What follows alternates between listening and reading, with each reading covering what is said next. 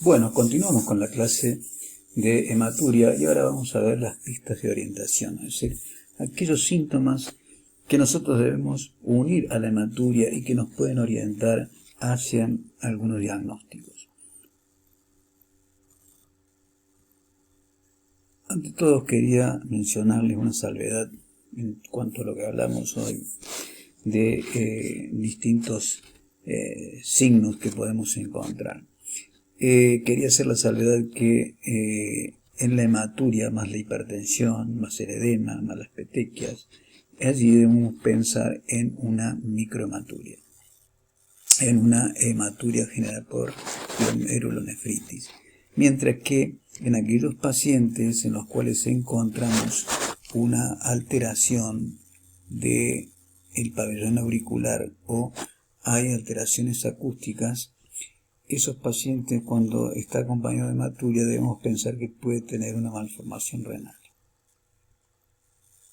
Entonces, siguiendo con las pistas de orientación, tenemos que la hematuria aislada o monosintomática, uno debe descartar una neoplasia. El ejemplo típico es que en la hematuria caprichosa, aquí los pacientes que dicen, no doctora, vine con sangre, pero hace 2 o 3 meses, unas gotitas, después hace unos días tuve un episodio, pero parece que venía la orina rojiza. En realidad, esas hematurias caprichosas debemos pensar que podemos estar frente a un tumor de vejiga. Las hematurias asociadas a disuria y piuria, pensar en una infección urinaria. En la presencia de glóbulos rojos dimórficos, ya sabemos que nos orienta hacia enfermedades glomerulares. Los cilindros hemáticos nos hacen pensar que estamos en un problema glomerular y que además es un proceso inflamatorio agudo del glomérulo. La hematuria posterior a las infecciones respiratorias, debemos pensar en glomerulonefritis postinfecciosa o por inmunoglobulina A. Cuando hay síntomas de obstrucción y le hacemos un tacto al paciente y encontramos una próstata grande y hay una hematuria, uno tiene que pensar que puede ser por una hiperplasia prostática benigna. En las hematurias y en el caso de cuando hacemos el tacto, si es una próstata regular, remitente, indolora, móvil, pues pensamos en una próstata benigna, pero si encontramos alguna dureza o alguna alteración en la consistencia, también podemos pensar que estamos frente a un cáncer de próstata, ¿sí? Recuerden que las prostatitis crónicas no duelen.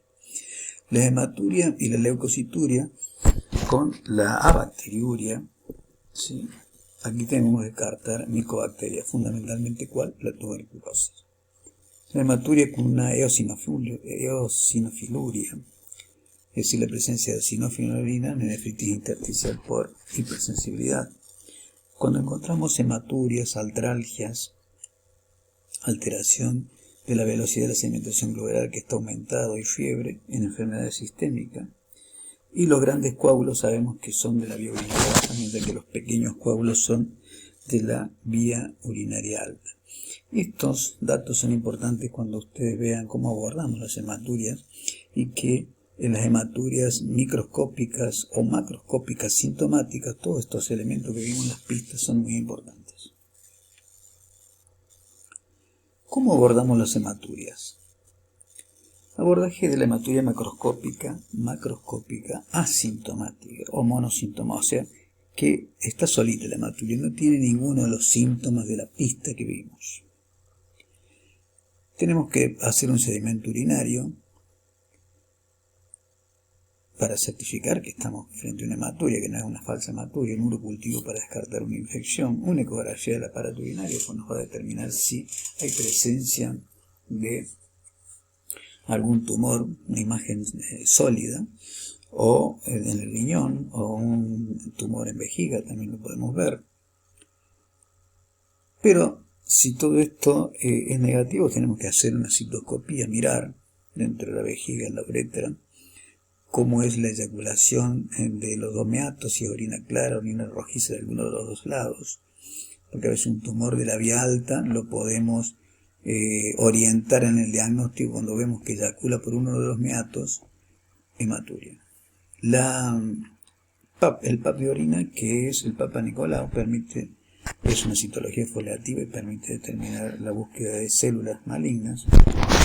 Una tomografía computada abdomen pélvico con contraste. Esto nos va a permitir abordar el diagnóstico de una hematuria macroscópica asintomática. Por supuesto que no la debemos realizar cuando los glóbulos rojos son mayores al 20%, menor al 20% no son significativos.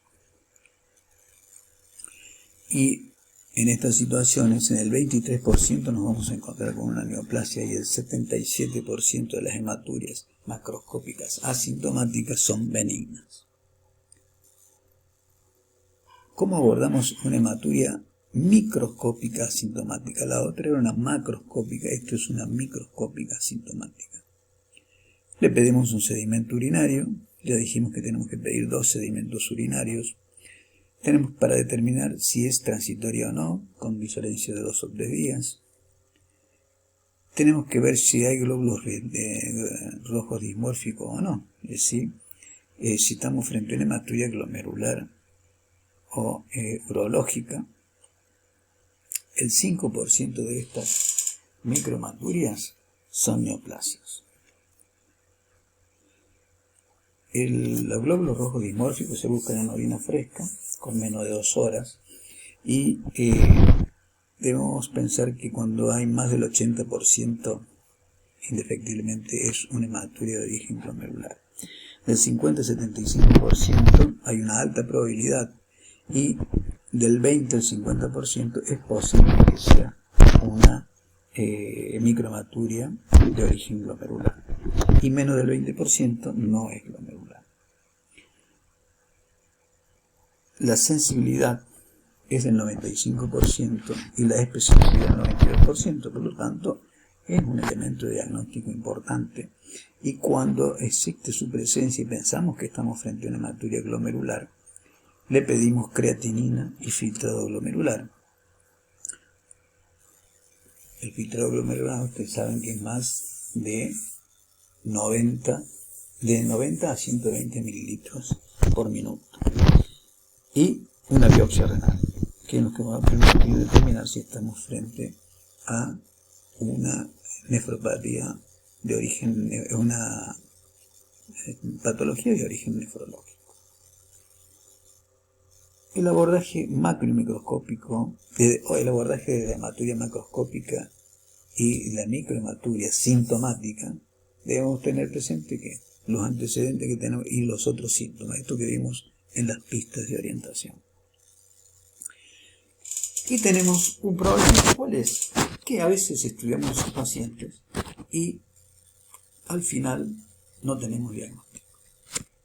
El 19 al 68% de las microhematurias y el 8% de las macrohematurias no tenemos diagnóstico. En esos casos, esto es lo que nosotros llamamos hematuria esencial. Pero le tenemos que plantear al paciente un seguimiento para ver cómo se comporta esa hematuria en el tiempo.